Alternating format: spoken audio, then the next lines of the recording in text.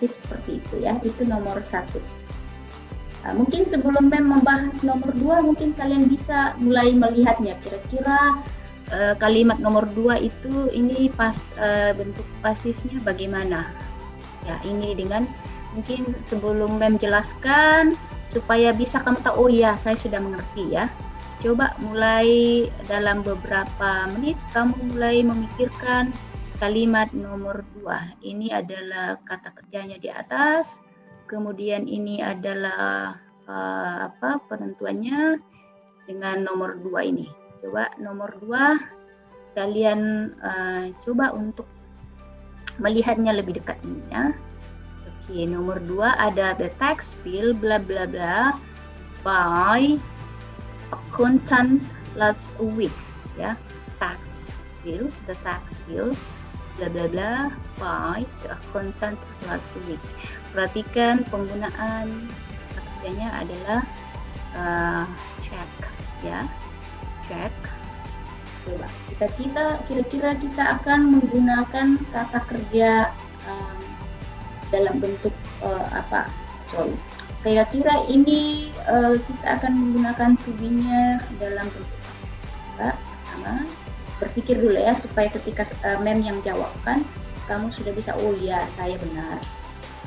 Kemudian yang kedua, kira-kira to be-nya perhatikan to be-nya berdasarkan apa?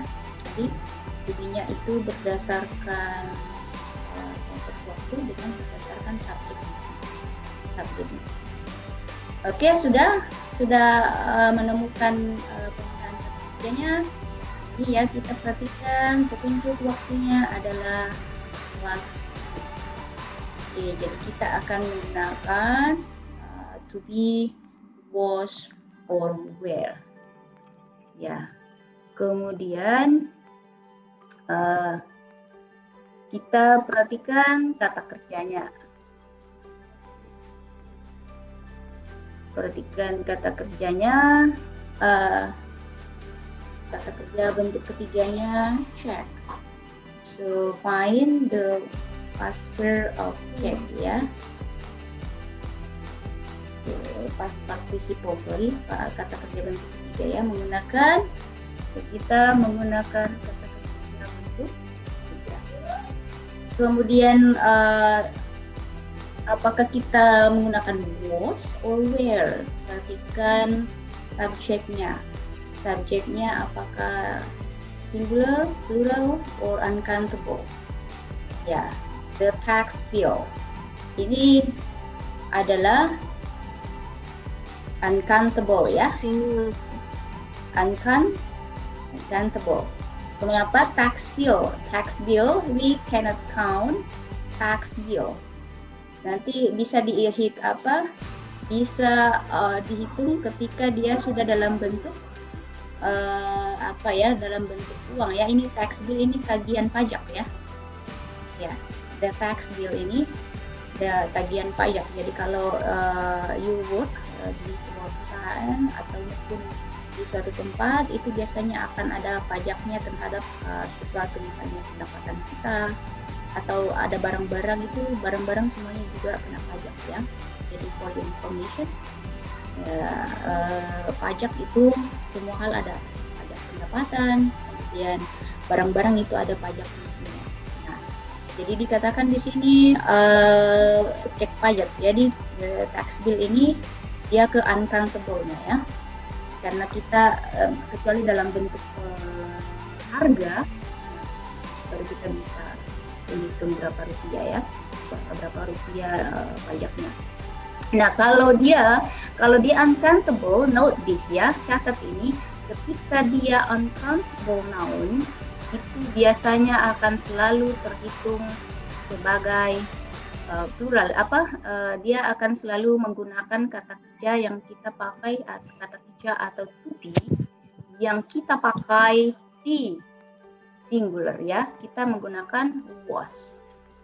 Ya, akan selalu menggunakan was. Ya, dia terhitung seperti dia cuma satu bentuk ya, tidak ada plural, tidak ada pluralnya ya. Makanya kita akan tetap menggunakan was. Oke, seperti demikian ya penggunaannya. Kata-kata selanjutnya itu bisa langsung ya. Jadi waktu kita tinggal 9 menit. Jadi di dalam past tense ini yang kamu akan perhatikan penggunaan to be-nya dengan kata kerja bentuk ketiganya. Kata kerja ketiga kamu harus ingat bentuk ketiga dari kata kerja. Jika kamu baru mengetahui kata kerja bentuk pertamanya, kamu harus ingat kata kerja bentuk ketiganya. Kemudian yang kedua adalah penggunaan to be. Penggunaan to be ini bukan penggunaan to be itu ada dua. Kamu melihat konteks waktunya, present, past, future, perfect tense. Kemudian yang kedua kamu harus tahu subjeknya apakah singular, plural, or uncountable. Demikian. Kecuali kalau future ya, kamu akan paling enak kalau future. Ini nomor 3.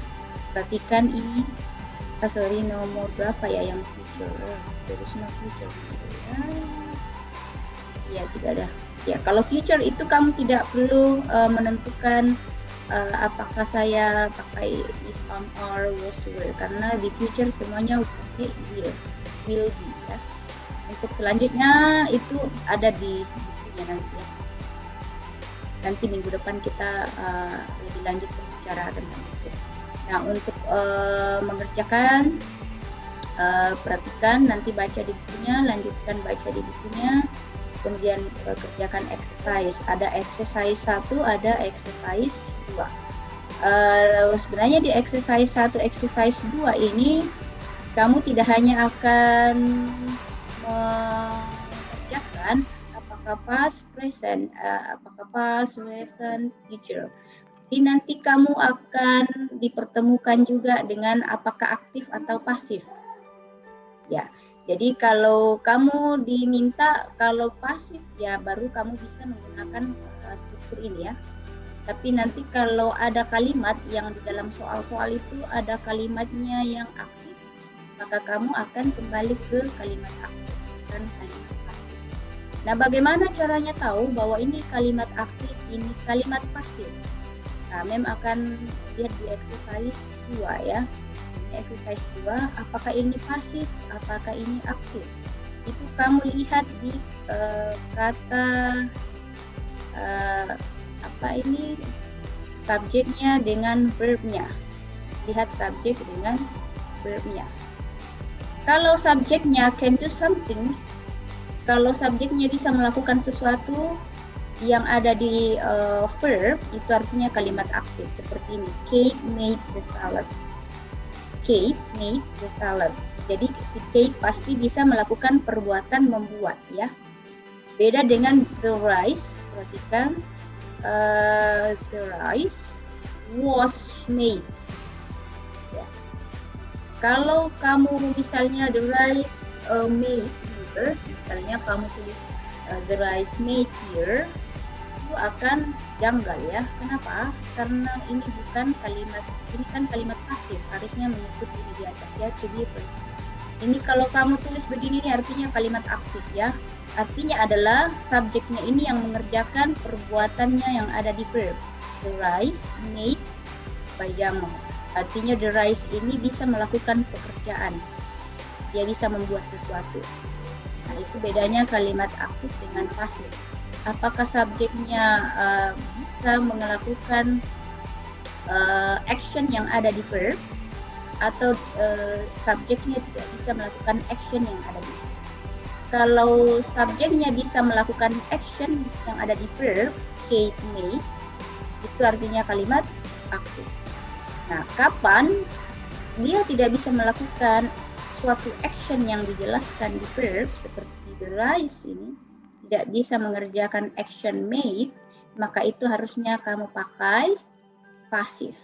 The rice was made by Jamal. Gitu ya. Itu perbedaan pasif dengan aktif.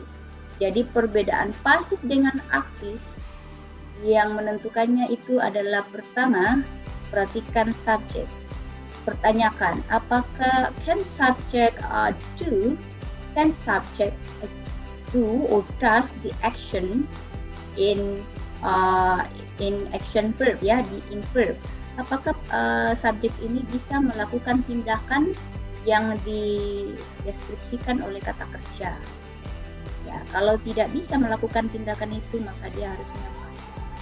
Oke ya, mudah-mudahan bisa mengerti penjelasan Mem. Kalau tidak, kita lanjutkan di diskusi.